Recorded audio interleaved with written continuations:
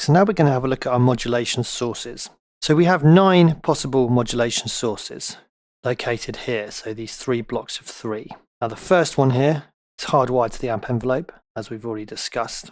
And then as we click on these groups, this window here will update to show us the parameters that relate to the 3 that we've selected.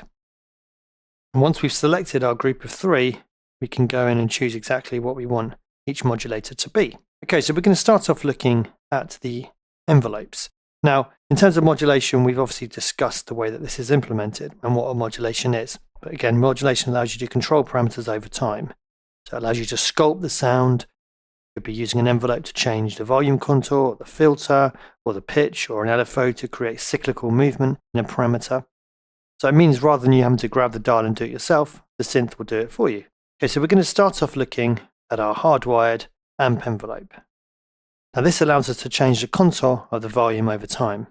So it's hardwired to the amplifier. Now it's a pretty well spec'd up envelope. And you can see here we've actually automatically got some macro assignments included with this default preset. Okay, so let's have a look at the parameters of this envelope. So first of all, we have a delay here. Now this allows us to delay the onset of the envelope. So you can hear that. We've now got this delay when I press the key. There's no delay. And then a delay introduced, and you can see that being brought in at the bottom there. So next up we have the attack. You can see what that's doing there. So it softens the onset of the note, creates more of a bowed effect. So great for pads, things you want to push back more in the distance. Because the more things have a transient in the beginning, the more snappy and further forward they feel in the mix a lot of the time. Now for the attack, we also have a shape. Let's bring up the attack. We can change the way that comes in.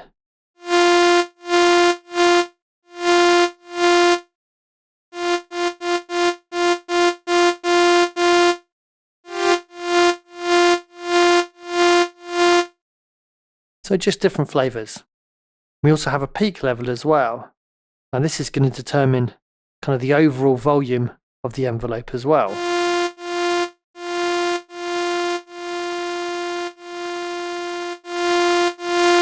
This is quite useful to make sure, especially with basses I find, that you get exactly the right kind of volume for the bass. Because if the envelope's set up really nicely but everything feels a little bit too much, then you can actually change the peak level that the onset of the note reaches. You can get exactly the right type of transient you're looking for. Now we have a hold parameter here. Now let's actually bring the sustain down of the envelope. We'll talk about sustain in a minute. Now we have a decay control, which is determining the amount of time it takes us to reach 0. Now this hold parameter allows us to kind of introduce a stage where the peak level is held. We can determine the amount of time that takes. Without it, we go straight to that decay. Okay, so decay is the amount of time it takes us to reach the sustain level. Now at the moment, the sustain level is all the way down, so we're decaying down to nothing. But if I had the sustain up, it would be the amount of time it takes to reach this resting volume.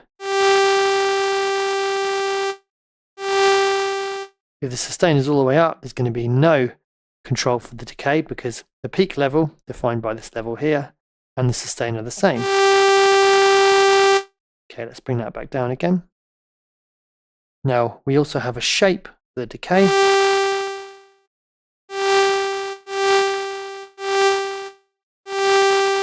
So it could be more gradual or more snappy. Okay, then we have this hold level here. Let's bring up the sustain. Now this hold level here allows us to introduce another stage where we hold the note before we reach the release phase. So the release phase is the amount of time it takes for the sound to reach 0 after we let go of the key. And you'll notice that when I let go of the key, we actually have this hold phase now. Let's actually change in Logic the display up here.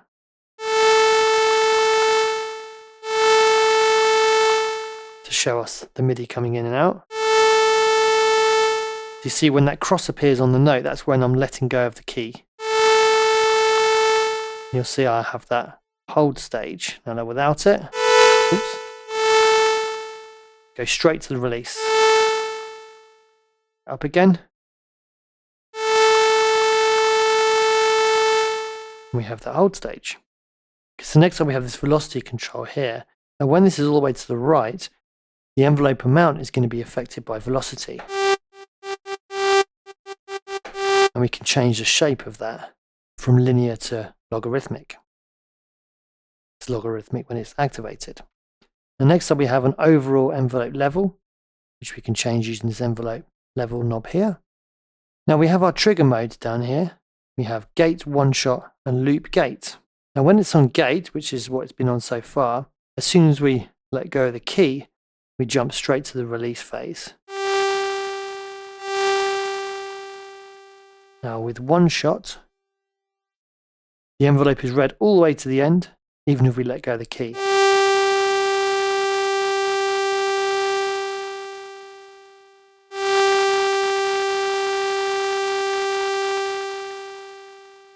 Compare that to gate. As soon as I let go of the key, it jumps to that release phase. And the last one we have is loop gate. Now this creates a loop around the attack and decay phases.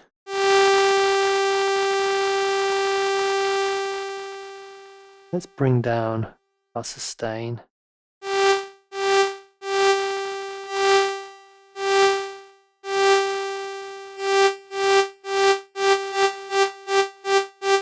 So now we're looping between these 2 points whenever we hold down the key. Let's try a hold as well.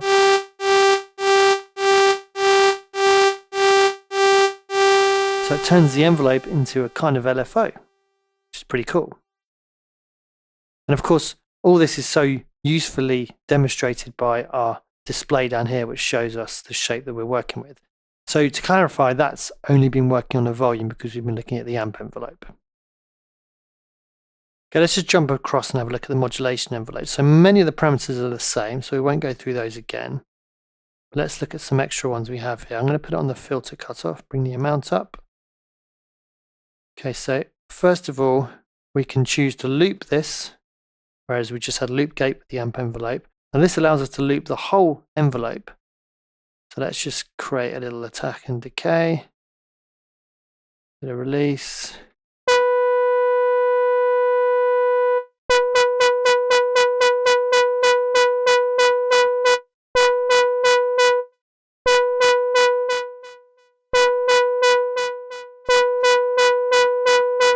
Let's bring up the release so you can hear that tailing off. So we're looping the whole envelope there. Now we can choose to reset the envelope every single time a note is triggered. And we can also choose to actually trigger the envelope when we have a note off. So let's bring up the release so we can actually hear the sound continue after the note off.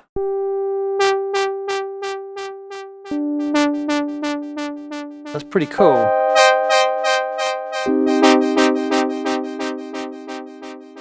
So we've got the loop going on there as well. So it means that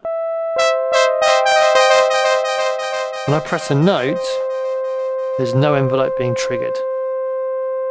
When I let go, we've got that long release from the amp envelope. That's when we trigger our modulation envelope. Pretty cool. Now, when we have mono selected, it means that all incoming notes follow the same envelope shape. I'll take note off. Off.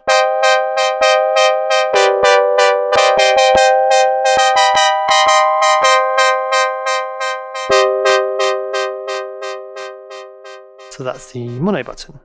Okay, so that's our main envelopes, the amp envelope and the modulation envelope. In the next video, we're going to have a look at the exciter envelope. Thanks for watching.